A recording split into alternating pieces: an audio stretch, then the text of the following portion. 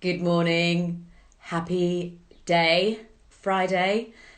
So this morning, I had so many people keep texting going, what do you do about Instagram and what do you do about this? And honestly, half of it I don't know.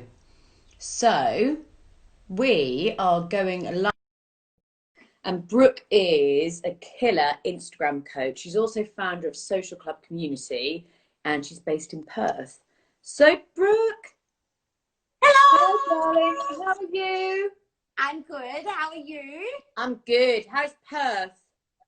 Perth is quite hot today. It's going to be interesting because while we're on this live, the sun's going to set and I have light coming into my apartment. So it's going to be an interesting sunset over my face.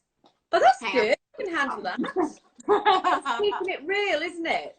It is keeping it real. You're my big wild Friday night plans. Bonus. But at least you can have a martini. I've got my cup of coffee until at least about 12 o'clock. I've got my water for now, but it may need to turn into wine. But it's probably best I get through this first before I turn it into wine. Because you Good don't know idea. what will happen. Good idea. I've been bombarded with questions. So I was thinking, rather than doing a kind of like, let's chat about stuff, I'm going to fire some questions across at you. I love it. I'm ready. You are the Where's my queen of yes social button? media. I have the yes button. We're ready. Cool. Right. First question. Why is it at the moment with Instagram that sometimes you post an Insta story and you put a caption on the photo and the wording disappears? It disappears. I know. And I've had this, and It's so funny. Lauren O'Connell in Dubai has had this, and Yeah. a couple of other people. So you spend ages doing a post, you put the caption on, then it goes. Why? So if you have too many hashtags in the caption, Yeah. it will get rid of the caption. So What you've about if you obviously don't have gone any over the hashtags? If you don't have any hashtags, then you've gone over the caption limit. How long's the Ah, caption?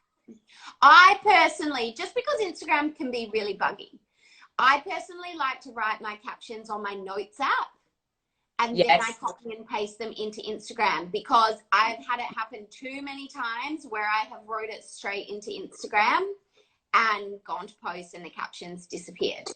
So that would be my best piece of advice. Write your captions somewhere else and copy and paste them in because then at least you've got them to post again if you lose them. Got you. Right, next one. Insta story. To make the most beautiful Insta story, because the people with Caviar Spin and you guys, we have global brands who have the luxury of having in-house social media teams, and we have up and coming brands.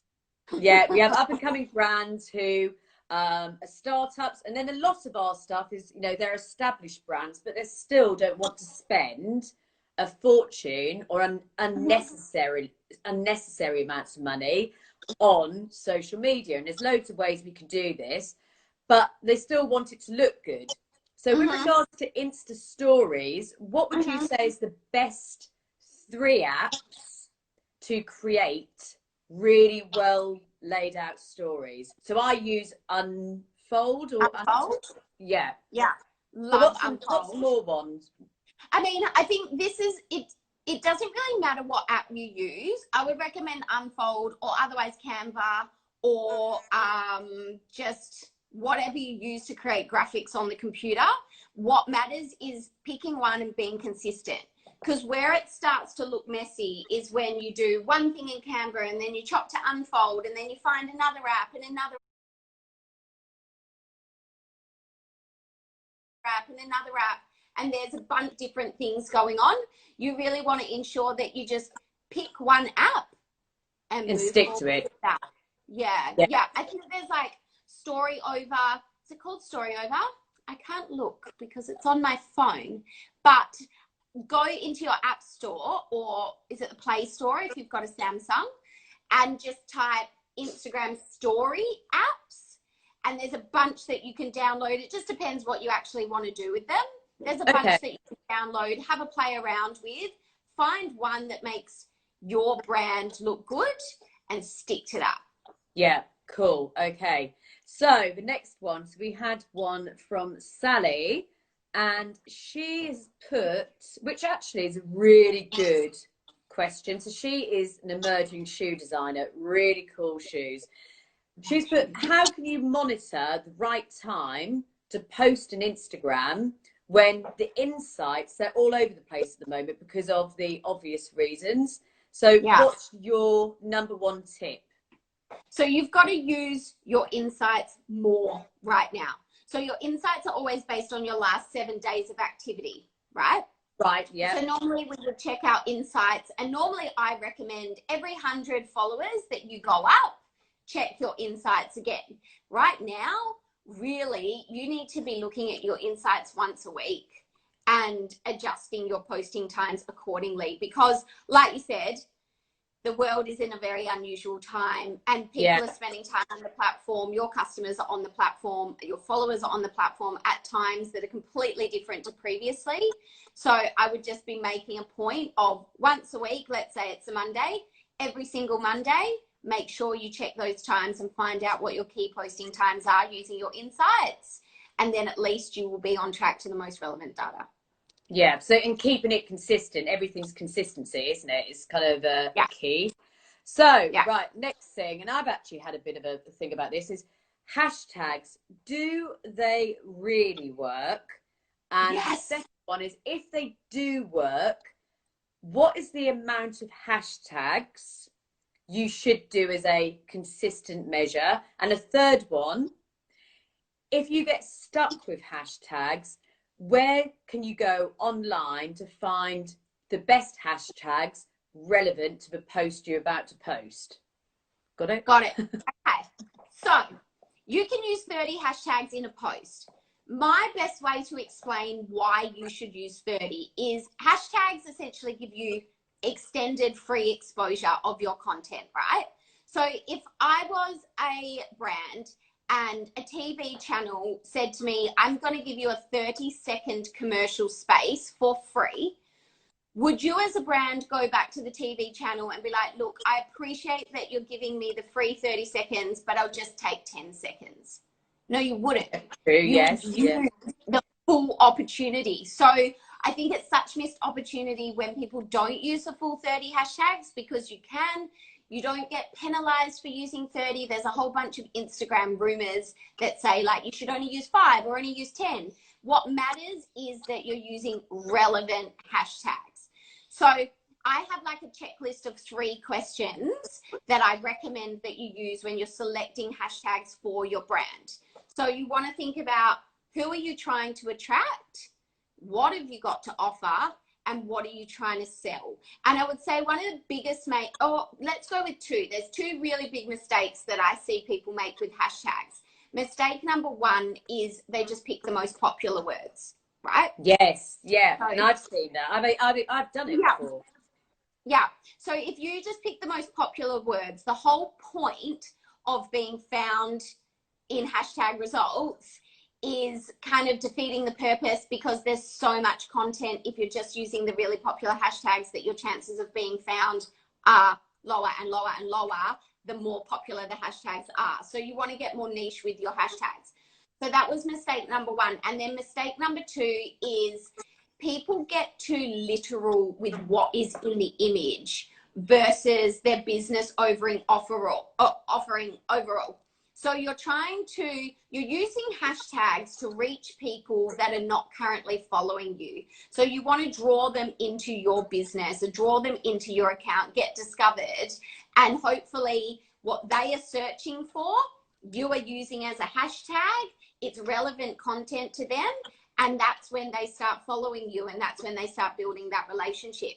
So I think if you can use the 3 questions that I gave as like a way to start auditing your hashtags to what's relevant and what's actually not so relevant, as long as the hashtags you have chosen answer one of those 3 questions. So who am I trying to attract? What have I got to offer? What am I trying to sell? You're being strategic with your hashtags versus wasting the opportunity.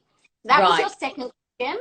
And then your third question was, where do you find hashtags? So in Instagram itself, so what I recommend doing when I'm putting my hashtags together is I actually put my hashtags together on my computer so I can use my phone to research them.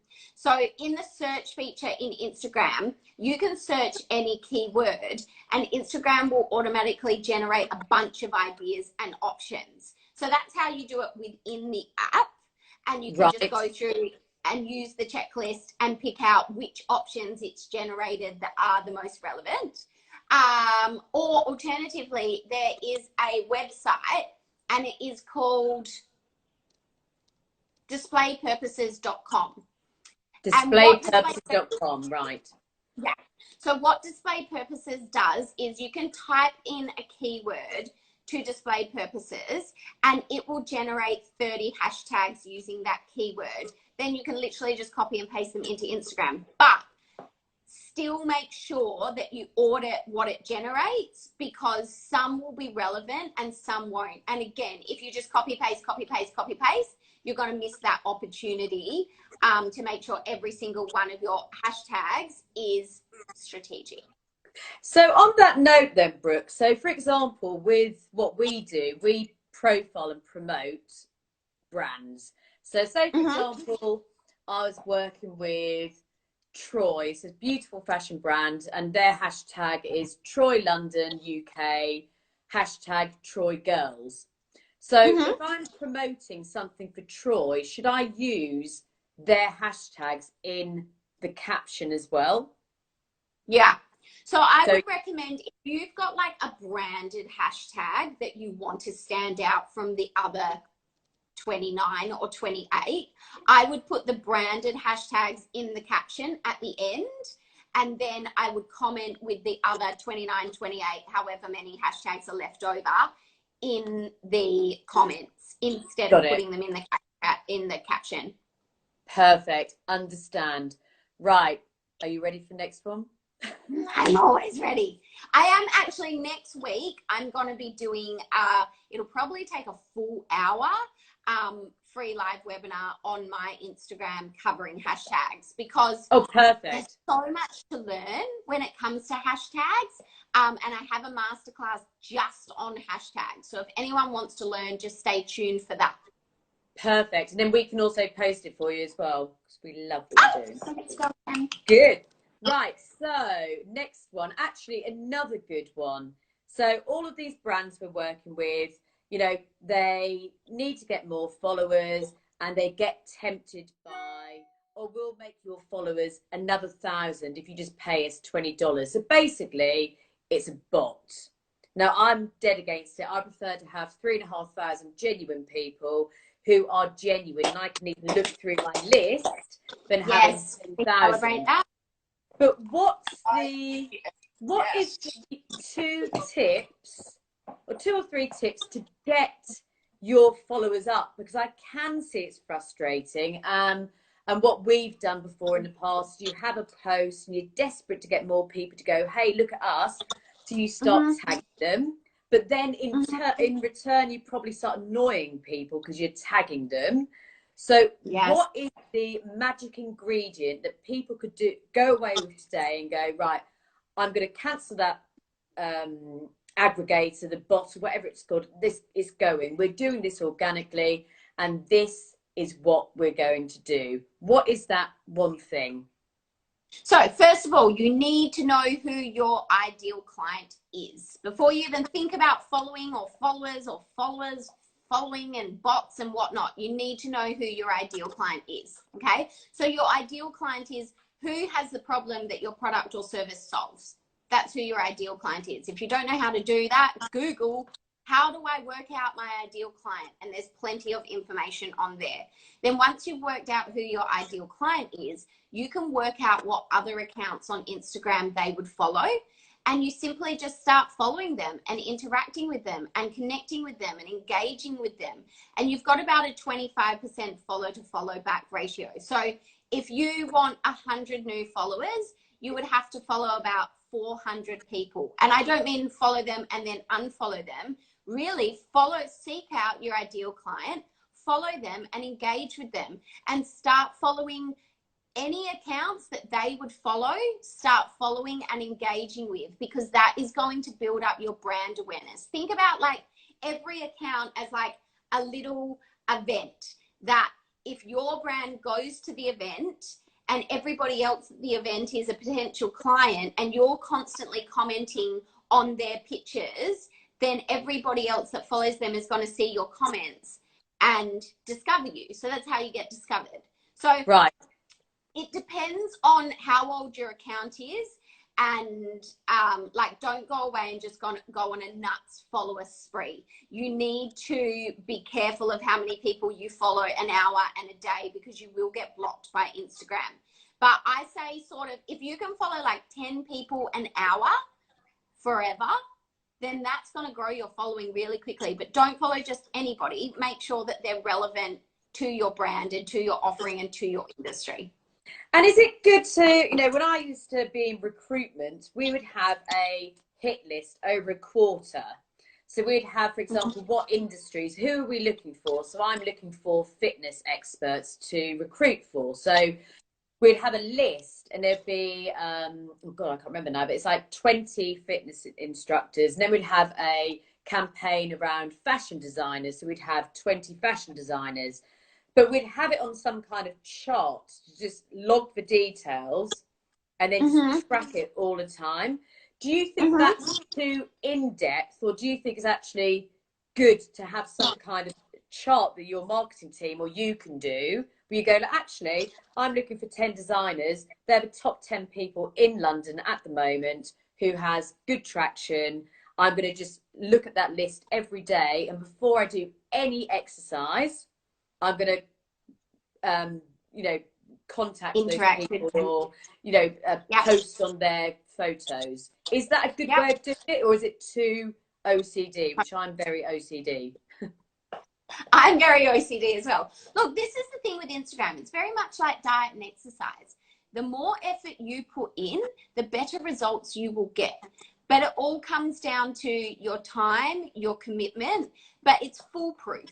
Like, you can't work out and eat healthy and not get results. Instagram's the same. It's very simple. As long as you do it, you will get results. But it just depends how much time you've got to put into actually doing it. Yeah. And that's the other thing is, for a normal person, you know, like, we're all busy and we don't want to be taken over by Instagram. Because I think, personally, from my side, if I look too much, it dilutes my strategy. So my vision, I've got my eyes on the prize. If I start looking at too many different people, what they're doing, it takes away from what the business plan actually states. And I used to be the same when I had my old businesses. I used to look at it for half an hour, switch it off, an hour in the evening, switch it off. But is there a specific time? Is there like an average you should do this every day for your Instagram account to grow? Well, I like to think about an hour, because I treat it as community building. Like, Instagram is my #1 sales tool, and I'm teaching my clients to use Instagram as their #1 sales tool. So if you can treat it as building that sales tool, it takes away this idea of like, oh my God, an hour a day on Instagram.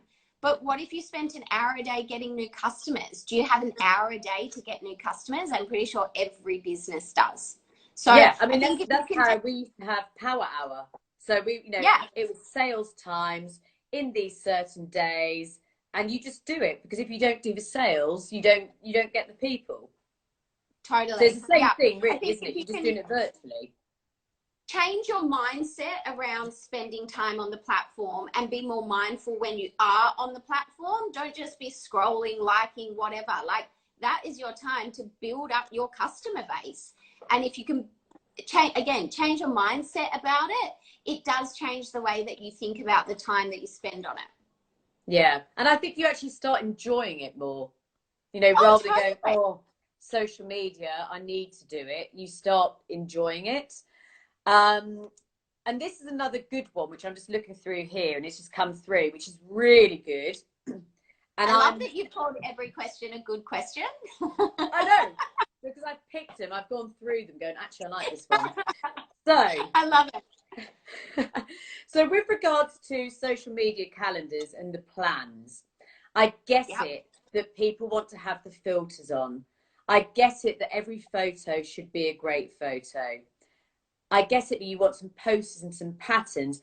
What I'm dead against, and you're either going to tell me I'm talking rubbish or not, is that I understand we have to have a structure, but I personally look at Instagram as a news feed. It's today, what's happening.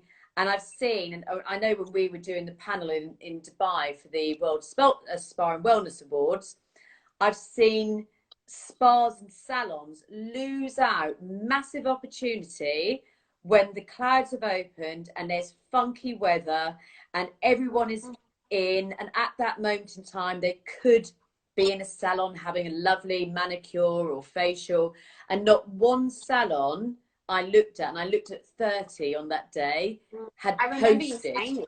Yeah. So I kind of look at it going, if there's something that happens in the day and you think, wow, it's so relevant to my business, I'd wonder, like, you know, if you win an award, do you post it in 2 weeks because the social media calendar says you have to do it because it's going to mess up the pattern of the page?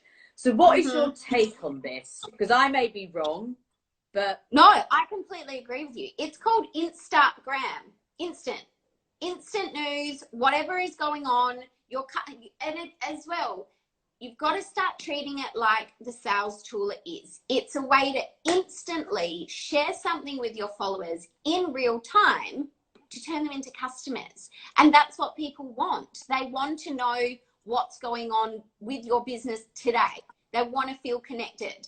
So I would recommend having a content plan if that's what works for you. But then if something happens day to day, again, treat your Instagram as, oh, how can I communicate this with my customers?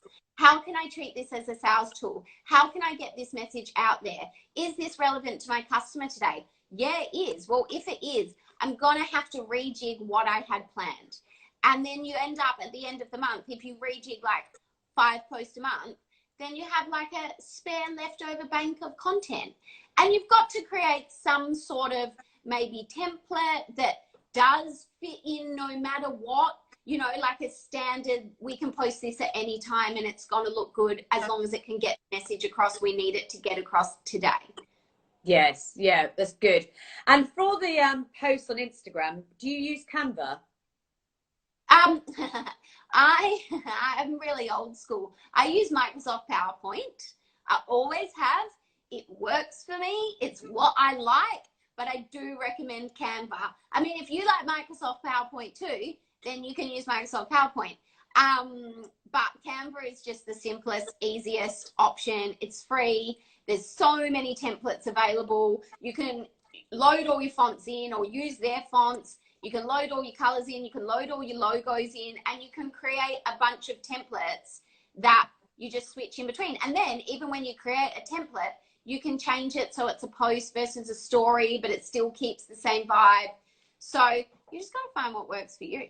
Yeah, absolutely. And what about another one which came through, which is really good, is what's the best app? PowerPoint. Oh, look, everyone's spitting out that I use PowerPoint. I do use PowerPoint. Yeah, I'm so old school. It's Brooke 80s, 1980s. That's good. Heck, at least you can still use PowerPoint. I can't even turn PowerPoint on. Excel is, for me, Excel is purely for making it look pretty. If you ask me what a formula is, I can't even spell it. So at least you can do PowerPoint. There's always a high. I love it. I don't know why, I just do. So what's a good app for filters? Because I know everyone still wants it to look pretty. So what's a good app to get good filters on your page? Ooh, so okay, this is what I personally do. I actually just use the camera settings because I have an iPhone. I'm pretty sure it's called Vibrant because I'm pretty vibrant. So that's the only filter that I use, and that's within iPhone. But Visco, VSCO, has a bunch of really good filters. I think that what's another one? I just don't use them. I'm so like, and then obviously like the Instagram filters, but I like to just keep it like, and especially in 2020, I think there was a very big vibe towards the unfiltered, filtered look. Yeah, You know? yeah, So I think what's most important is you just pick one filter and you stick to it. Don't yeah. swap and change around filters because it makes your account look messy and inconsistent. Yeah, yeah. And I know one of my besties in Dubai, Sarah Headley Hymers, she's on at the moment. Hi, headers. So she's Hi. also got that Canva. Can you use it on laptop or phone? Well, you can do both, can't you? I Yeah. have Canva on Yeah. my, I have Canva Pro because I'm trying to be a pro on my Because you mobile. are a pro. Yeah. Yeah, yeah. So, And but I've also got my Mac. Lightroom, which someone has just commented Lightroom. I know a lot of people use that. I know a lot of influencers use Lightroom. It's just all a bit too fancy for me. I'm very basic. I'm a very basic bitch when it comes to Instagram. So that's what works for me. You just got to find what works for you, you know? Yeah, no, absolutely. No, I'm the same. And I think so many people, the other thing which I keep, when I'm coaching some businesses, they want everything to be perfect. Now, Dubai is one of these places where, unless you are looking pretty glossy, it can come across as a bit too fake. And I do think that with what's going on in the world, all the egos, every ego has been smashed. And I think you're looking at businesses and going, actually, what I want to see is I do want to see maybe a little bit of a spelling error sometimes. And I'm not saying you sit there and go, oh, let's get the caption wrong. But I think it shows that you are a human behind the Instagram page and doing things like this. Yes, we could have a green screen behind us and have it look all flash. But the reality is we are talking right here, right now, about what people want to know and what they've come through is saying, what is this? How do I do that? And that means more than being perfect. Absolutely. Absolutely. And people follow you on social media because they want something that's not on your website as well. Yes. So you can keep the perfectly curated, super professional sounding content for your website. And they will go there for that content, but they want more than that on social media. They want to get to know you. They want to see the person behind the brand. They want to see what you look like on a Saturday afternoon versus on a weekday while you're at work. So I think if you have a brand that is quite polished and that is the vibe you want to put out, then I would recommend on your feed, keep it polished. But on your story, be more flexible and just be you and show your face every now and again, and don't get so worried about everything matching together, because on your story it's gone in 24 hours anyway. But that is really going to give your customers what they want, and ultimately that's what social media is, giving your customers what they want. Yeah, and I think, Claire from Celtic Element, she's just online at the moment. She said, I always worry about spelling as I'm dyslexic. And I think that's something which people do worry about. And I think that if you are that concerned and it stops you doing something, I used to have it where I'd be so concerned about, I'm not great at grammar, but I've taken on a really lovely copywriter. So I can pass that to the copywriter and say, this is what I'm trying to say. Can you just polish it up a little bit? Make it sound like that. There's nothing wrong with that. And also in direct messages, you can send voice messages now. So if writing isn't your thing, send a voice message. I guarantee your customers will love it. Yeah. And the other thing we've found, which we've been doing, is working with presenting. So we've been with Gareth Davies, so he's awesome. So he's TV producer, but also he works with executives from Red Bull and Vogue and GQ. He works with people in media campaigns, but we're doing a specific masterclass on social media content, because I look at, for example, hairdressers and salons, and they have a great page. It's like, I want to be able to see you talking and doing some content. And that's what makes it special, right? Yeah, and it brings salons and businesses to life to see people doing it. So that's really good. just a couple more, and we'll finish off. Is someone came up and said, "What is Linktree?" And I actually looked at Linktree and said, "I never heard of it either." So, what is Linktree? So Linktree is a website that what you can do is it sort of works as a gateway to provide multiple links in your bio instead of just having one link. So what happens is you sign up to Linktree, you add all your links in Linktree, you give them names, and then Linktree will spit you out one link which you put in your bio. When people click that link, a menu will open of all your other links, right? Oh, But okay. Instagram has gotten very, very precious with the link in your bio, and it can be very moody with Linktree. So I no longer use it. I actually did used to use it, but now I just take people straight to my free downloadable on my website. If you're going to use it, and also this goes for using any external app that generates more links or shortens a link or anything like that in your bio, check it regularly because the link may be broken. Also, if you notice that you go to post or you go to comment and a pop-up comes up that says link not allowed and it won't let you basically interact on Instagram, it's because of the link in your bio. So just stay on top of it. Yeah, okay. I think if you can take people straight to your website, shop form or booking form, what's the call to action you want your customers to take after they see your content on Instagram? Take people straight to that link and make sure you've got a call to action in your bio that attaches to it as well. Okay, cool. Right, final one, well actually two, is webinars. So webinars, sign-ups. What is the best site to go to? Is it Zoom webinar or is it gotowebinar.com? What is the best one to use? On Instagram? In social media in general. So if we want to do a webinar, is it better to do it via Zoom and record and post onto Instagram? Or should you just... I mean, look, it just depends what you want it for. So let's sort of talk about the pros and cons of each.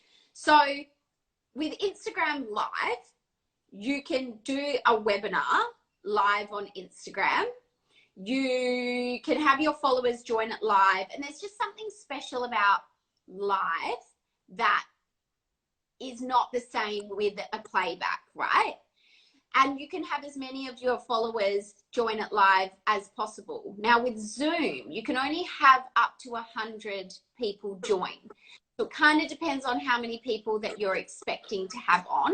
Also, I'm really about just making things as easy for people as possible. So if I'm already on Instagram, I don't want to be like, come off Instagram and come onto this page and do this and sign up. And it just gets a bit techie for people. And then you may have lost that opportunity of getting a potential customer because they can't bloody work out how to use Zoom. Do you know what I mean? Yeah, it's true. It's true. We tried it. We had 100, which is amazing. But, you know, when we sort of looked after it, it's amazing to see 100 people. I mean, it's so energetic and great. But it's like, actually, moving forward, should we just use live? You've just got to look at the pros and cons. Yeah. Look at the pros and cons for who's your customer and what's the point of the webinar? What's the point of it? Do you want people to be able to interact? Do you want to have over 100 people? Are they new people to your brand that may tap on and see something that they wouldn't normally see, or are they engaged enough that they will go onto a Zoom call? It just, it's different for everyone. You got to make the right decision for you. The thing is, at least with a live as well, you can save the live and then post it onto Facebook, the whole video later on. Right.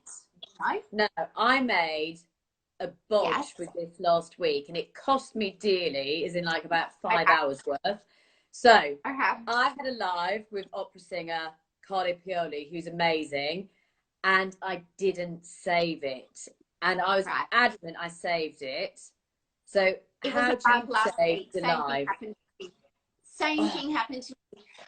Something happened. I guess, you know, Instagram has seen a massive increase in usage. Like, you know, the latest, it was 20%, then it was 30%, now it's 40%. It'll probably be 50% by tomorrow. Because the same thing happened to me. I did a live and I know I saved it and it was not in my camera roll. And you can't do anything about it. So what I did was I played the live back and did a screen record on my iPhone. And then I also played the live back and held up my iPad and recorded my phone just as like another backup. But you only have that one opportunity to save the live as soon as you finish it. And if you don't save it then, or if something buggy happens with Instagram, there's nothing you can do about it. I nearly tried until I worked out a way. There's always a way. Always a way. I bet you did. Right, I think I've just brainwashed you. What's the time in Perth now? Is it 5:36? Can you tell it's gotten darker? I know, it's like kind of coming in and it's morning for us. But, so Brooke, so you're obviously I'm going to send a link out to everyone, but also it's social club community, isn't it, where you've got all the tips and tricks and bits and pieces. So that's good. And I'd really like to have you back on the Caviar Spoon to do some more specific stuff if you fancy. Okay. Just put you on the spot live. Yeah. Look, even look, hey, Sarah I'm not behind going us, anywhere. awesome chat, ladies. See? Aww, so if Sarah likes it, everyone will love it. I love it. I love it. So maybe we could do some specific stuff. I'm just putting it out there. Maybe we could put some specific stuff around sectors. So in the Caviar Spoon, we have designers, we've got wellness and beauty, we have illustrators, we have fitness gurus. So maybe we could do some like little slots around specific industries if you're up for it. Oh, I'm always up for it. I love it. It's like my favorite thing to do. I would teach Instagram all day, every day if I didn't have to sleep. Oh, well, bonus. Happy days. Well, I'm happy because I want to listen to it. I love it. Always motivating. Thank you.